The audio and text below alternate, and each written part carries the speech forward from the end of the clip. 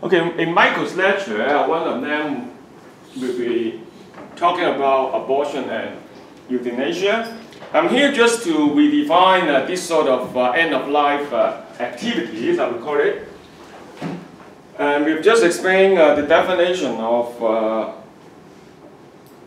incurable. And so even if it's incurable, in Hong Kong, what we usually do is to have those what we call 善終醫院, like end of life to let them pass away peacefully and gracefully. So usually they use a lot of morphine, making sure the patient is not suffering too much and their relative is not suffering too much. And of course, one would consider this kind of behavior, euthanasia and also abortion, is it's killing someone. And you may call it assisted suicide. And it's illegal and in many different countries and also punishable. Even suicide is punishable.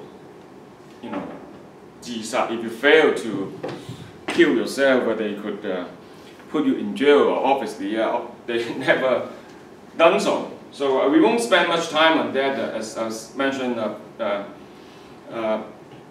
Michael's lecture also covers 1 week on this issue. What I'm trying to focus on in the following discussion or in-class discussion in my classes or in all our classes, when we talk about scientific conduct, conduct is like a behavior. Okay, so and then we have what we call code of conduct. So if you talk about code of conduct, that will become what? A management issue. Management means the control of the behavior. That could be mandatory or could be lawful or illegal, either lawful or illegal. So the code of practice, some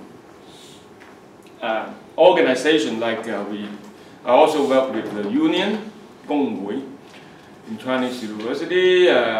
Shamefully, our university is the last one that have to put on what they call the code of practice.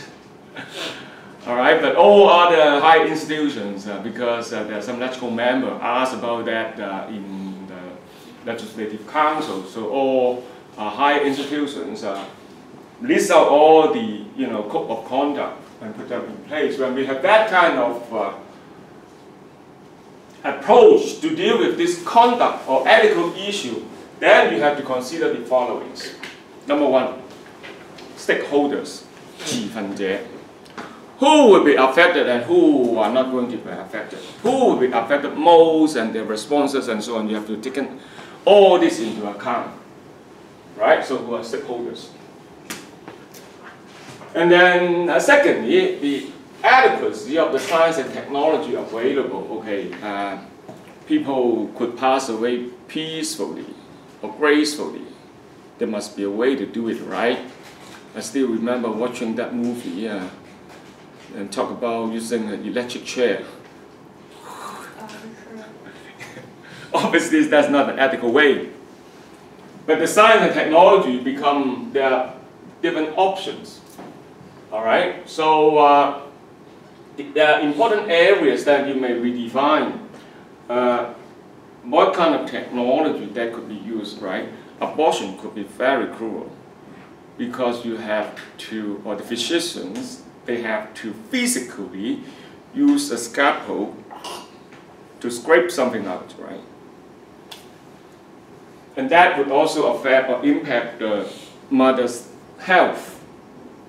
And then number three is uncertainties. So there must be some outcomes, right? Uncertainty, after abortion or after, I don't know, different kinds of conduct or misconduct. What are the outcomes?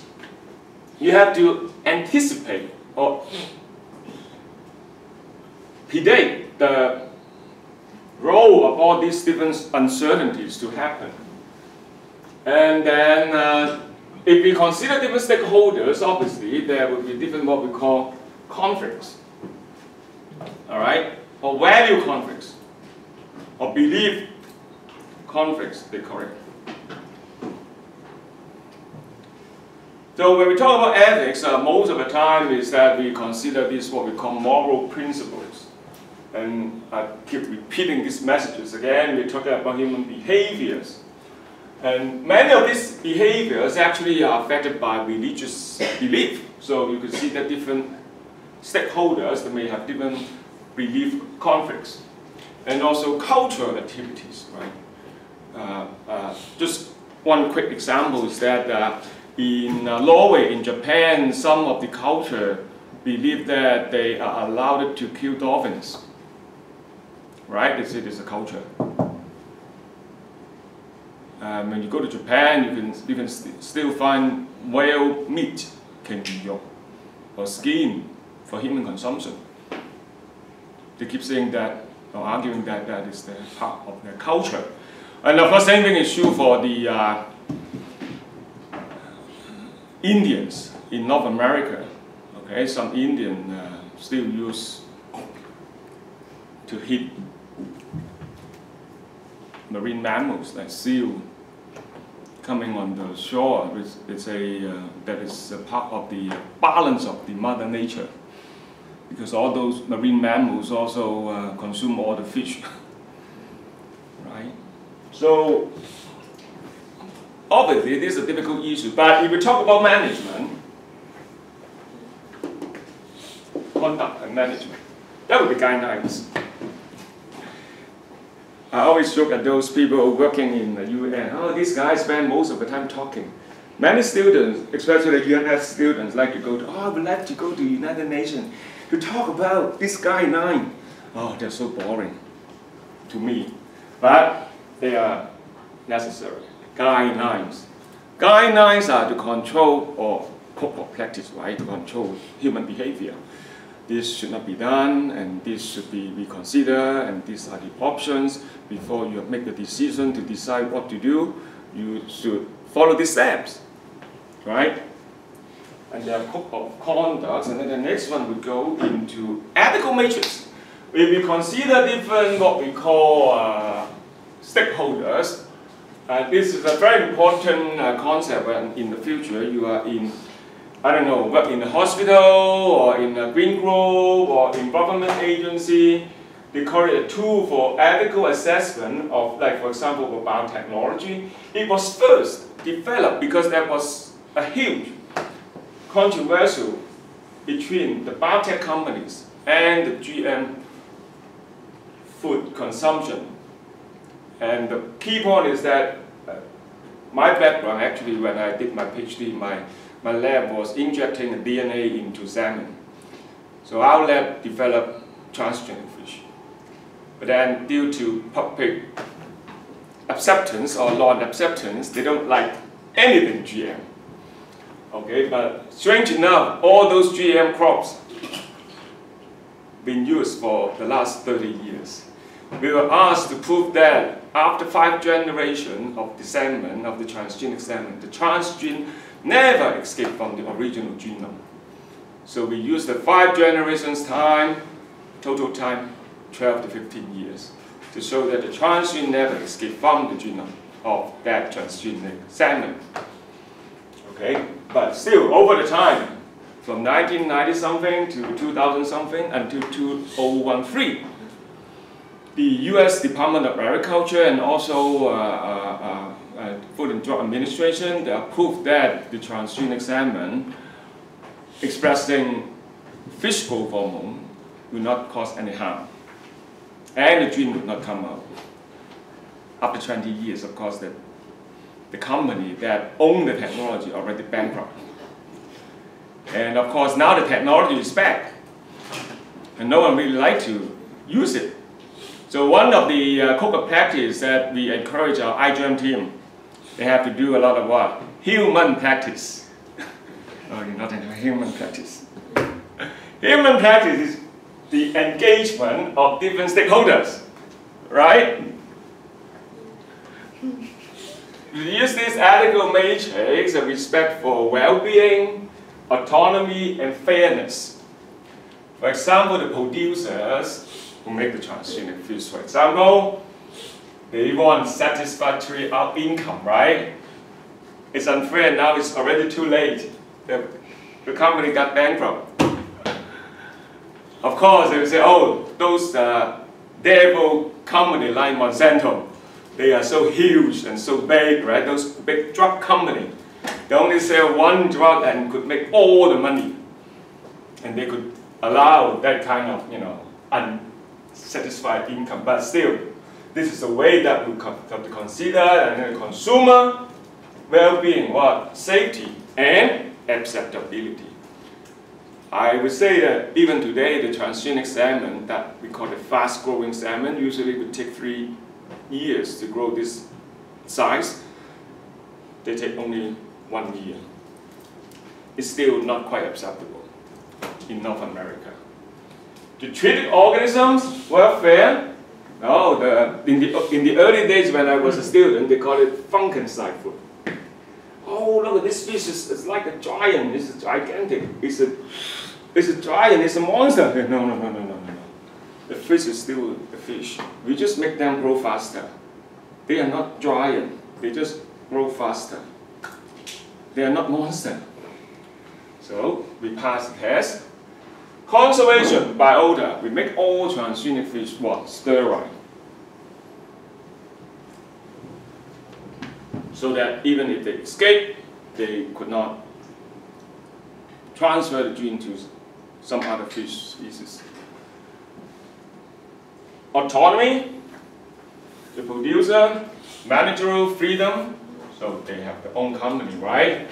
You either succeed or not succeed. So you either make money or you bankrupt, or you keep on getting some new investment. Consumer have the choice. Now that is very important. At one point we argue whether we should label all GM food, right? So, oh, label is good, and if you label it, you still have a choice, but now end up all having to label what? Non-GM. No one cares about those GM. They say, label this non-GM, and everybody's happy.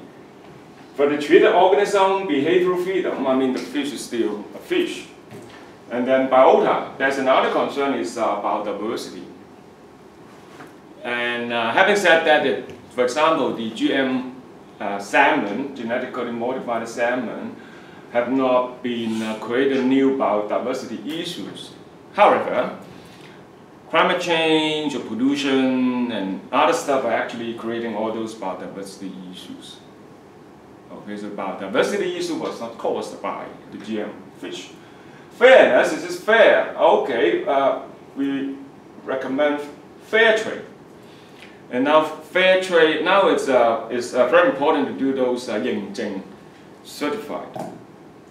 And then you have to go through all the procedures of manufacturing procedure to put down whether it's a fair trade.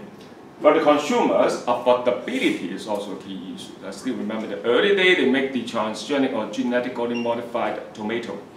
And then they ask for, certification to demonstrate that, to label whether it's a tomato, it's a GM, what kind of GM is involved, and then you have to do all those testing to prove it is safe.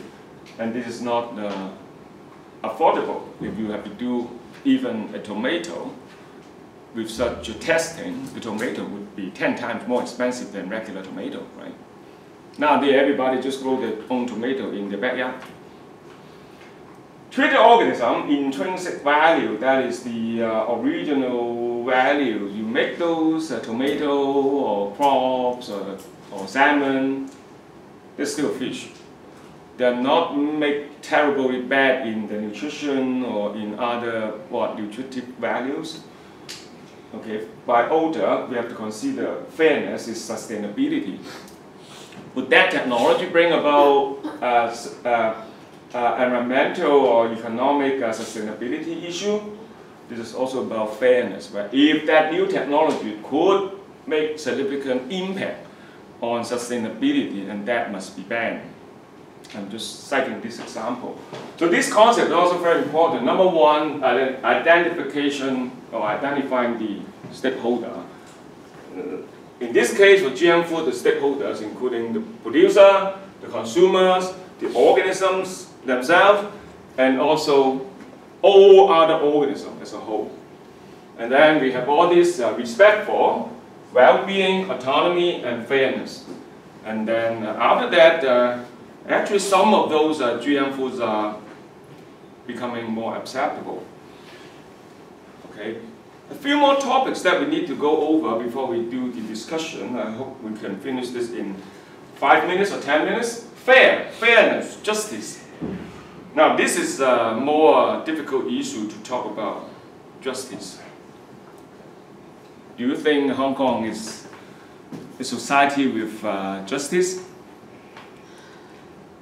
Perhaps I asked this question last year, I probably get very different answer from this year. So you know what I mean, right? Fairness and equality and rationing by price. And all this technology. Now this is the most often discussed issue.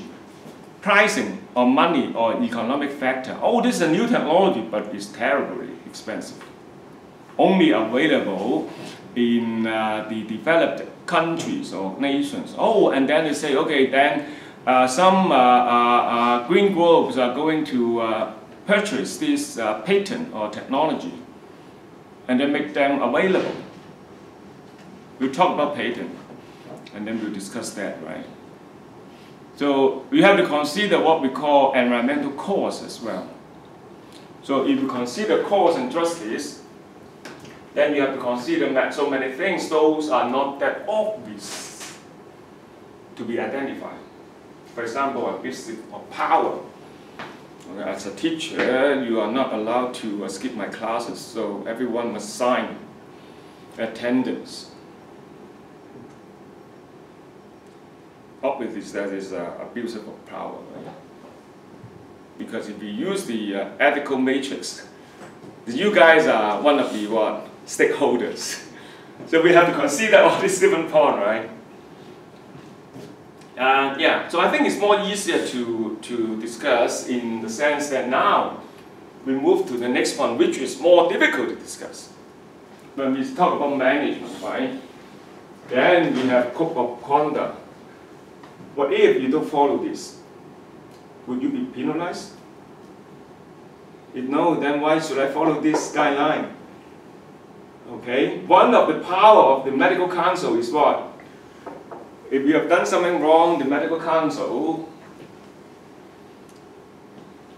would impose certain kind of penalties on you. Of course, right now they are talking about whether the policeman should be monitored in the same way and say, oh, actually that committee is not or has not been done anything that is proven to impose on the police if they have anything done wrong. So in this case, law is very important. Right? Before law, we usually have guideline, right? And like the old days when we had a huge debate on local land development, and then the real estate developer, they say, oh, we have our own guideline. We have our own guideline, but those are not law. And then later on, there must be law, right? The guideline, but usually they have a principle, and then we have a guideline, and then the guideline will be developed into law. And before or in between guidelines and law, usually is what? What can we do? I won't kill you, I won't lock you up, but I would. Fine. Yeah, I would fine you, they call it. Singapore is a fine city. They chewing gum and you spit on the ground, charge you 5,000 bucks. And of course Singapore would do more than that, which I won't mention. So there are different levels of control, right? And whatever what we do, those law and justice must obey these equitable principles. And I think more important is that we have to segregate the powers. The foundation of common law system, according to common law system, equity is the most important thing. And we have to consider this what we call separation of powers and independent judiciary. Right? I cite an example you probably would understand, I hope you understand. You heard about Bao Ching Team. You know who's Bao Qingdian? Judge Bao. He was supposed the goddess, right? Because he would rule the law, even those government officials, he would like to prosecute them. But there's something wrong with his jurisdiction. He was the one who sent Jin Qiu to investigate. He was the one who made Wang Qiu Ma Han to grab the thief and then eventually prosecute him. So he was the one making the law, he was the one investigating, and he was also the one penalizing. Now that's not a fair system. So a police is to execute, and a prosecutor to prosecute. A police cannot prosecute at the same time, right? You don't need my explanation after this summer, or after these 2 weeks. When the police, not just to execute, but also to prosecute. You know what happened, right, in those Prince Edward Station. So this is also very important when we talk about conduct. Those are important conduct and also guideline, and those after guideline we need to set up law. But after we have set up law, we have to define who is executing the law, who is making the law, who is the prosecutor. We have to have a clear definition or redefinition of who is going to do what. You cannot rely on one man or one government to do all this, or one department to do all those 3 different procedures. So what is conduct? It would be about, keep saying this, the code of conduct and practice, and then it's all about action. So when we talk about conduct, if you hit this word, it's not just a lamb, but also a word. That means this is what we behave.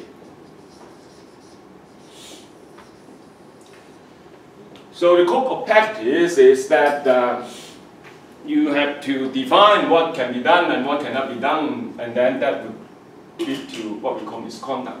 Next week we'll discuss scientific misconduct, and everyone is just part of it. Okay. I think the key concept is that if you have seen someone that is not doing the right thing, you cannot just keep yourself blind or not speaking up. This is also another key concept of conduct. Lastly, we talk about scientific conduct or research ethics. I'm not the one that would elaborate all the details. Instead, you are asked to do this MCQ online. It was originally planned for 10%, but now we skip all the attendance, so we'll increase that to 15%. They have 4 domains, including human subject, animal testing, and including questionnaires or opinion survey. I can't remember what's the 4th one. I think the 4th one is a general idea. They would provide all the video tapes, and it's in this OLKTS website. What you can do is to log in. You use your own 1Pass. I've already asked OLKTS staff. They say that all Chinese U students and staff could log in, and then you have to log in to get into the details. They will tell you what's new, and then you may just follow the instruction.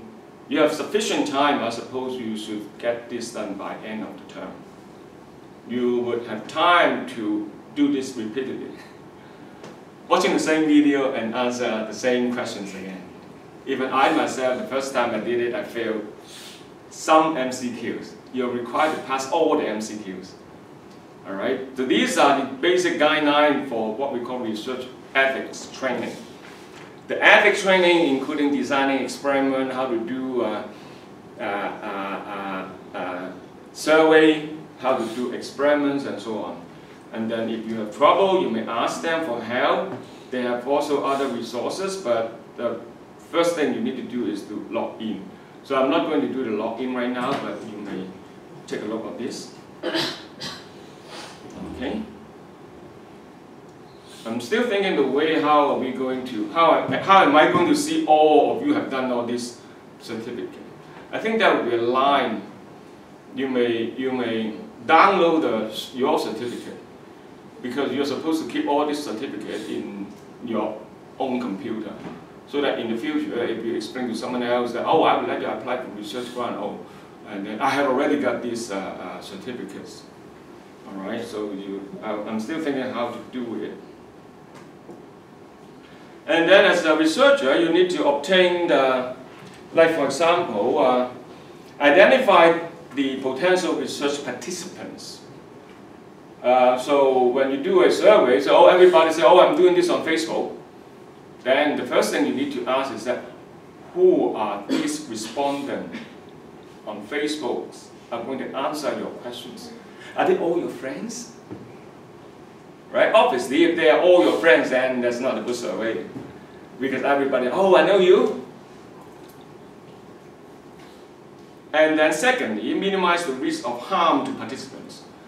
You're actually asking for some sensitive questions.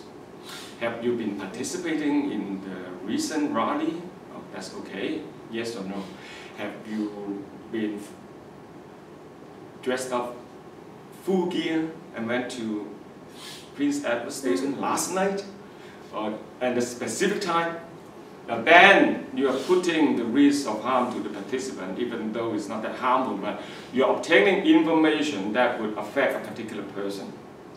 So we obviously lead to what we call anonymity and also confidentiality. The person that you're asking, you should know their basic information, but not their identity. And also avoid deceptive practices and provide the right to withdraw from your research. I'm talking about many psychological studies, and during the studies, you perhaps in stage 1, you provide some film for the classmate to watch, and then you ask them questions, right? And then the second video could be more horrifying. And then the participant may not like to participate anymore, or they would like to withdraw, and you must have certain kind of procedure to allow them to quit. So a good researcher, you should be able to help to do your research. Number 1, I would say critical. In other words, discipline. Discipline, what's discipline? This will come back again. You follow the general guideline and code of practice. Okay. Second, that's honest. Honest, like humble, and everything is done evidence-based. Otherwise, oh, these data are not as I expected. Perhaps I could put this under my desk and never put it out. And that's not honest at all. Okay. The often question that we encounter is that, how about outliers? You know, you try to put a line. You have done all these biochem experiment, right? Doing the time course, or those respond, oh, I just take this dot away because it's outside of the regression line. And that's not good. You know, honesty is very important. Because you must be open-minded. Open-minded means that you accept data out of the anticipated results, right? You might collect more dots and then find out actually the correlation is terrible. Then you just come up with that conclusion, right? Open-minded. And more hypothesis-driven. With the hypothesis, you may agree or disagree with such hypothesis, right? So we always ask, number 1, research is be critical and hypothesis-driven. If that experiments or if that paper is reporting some data without any hypothesis, we usually like to turn down this paper. Okay, on average, I review 1 paper per day from different journals. The most often mistake is that for some journal, the editorial board would ask the authors to put down what hypothesis are you going to test. Okay, but many journals, they don't have that included. Perseverant, passionate, and dedicated, Yeah, I don't think I need to explain more. Sometimes we spend years just to answer one question or to prove one hypothesis is wrong or not wrong. Sympathetic, congenial, and compassionate. When you have that, well, in other words, is do it with your heart. Okay, do it with your heart. You are doing this research because you really want to help someone, right? And that would make you become humble, all right? Because perhaps the patients are those who are suffering. You're getting the data from them, and then you would like to be, you know, more intelligent, curious, and observant. And then finally, after you have done all these, you have to be very good at communicating with others. Remember the ethical matrix? You have to be able to communicate with the stakeholders. Your fellow students, your classmates, other scientists, the patients involved, other scientists not in your field. Right? You have to be able to explain it well by writing and also by talking. So write and speak well. Okay, so that's the basic concept of scientific conduct. So I think to conclude, I have discussed with you what do we mean by ethic and what do we mean by conduct. We introduced the concept of ethical matrix to look at the different issues, hoping that we would develop some guidelines and principles, and also a code of conduct, a code of practice for the practitioner to follow, and that would be the management issue. So with the above or aforementioned concept, these are the 5 topics that I have imposed for you. And animal testing, so which one is the most ethical? Or none of them are that ethical. If you have to choose one of them, why would you choose that particular one?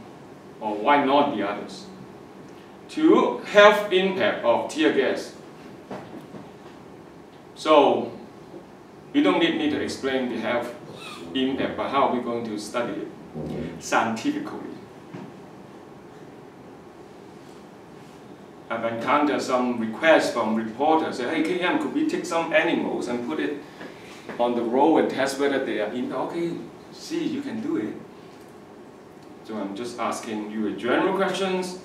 Hope that you may come up with some answers. Of course, how to survey or how to conduct these things are up to you. Environmental laws, are they valid to protect Hong Kong's environment? One of the common complaints is that we have all the environmental laws in Hong Kong, but no matter what, after they have done wrong, they will be penalized by what? If you're against noise pollution, then they give you a charge. Okay, the other restaurants in CHK, they just charge you, oh, this is $1,000, and many people just keep saving their cost for this kind of violation. So the question posed to you is that how are we going to improve it? Question number 4: as a Darwin surveyor, you do not agree with the third one-way project. However, now HKIA, Hong Kong International Airport Company, is offering you a good job. Since you are an expert, I could not find any expert. I would like to hire you to do the job. Would you join? Now, I don't have perfect answers for this question. What I'm asking you to do is among yourself in, I suppose, 5 groups in here, and then you come up with 5 now.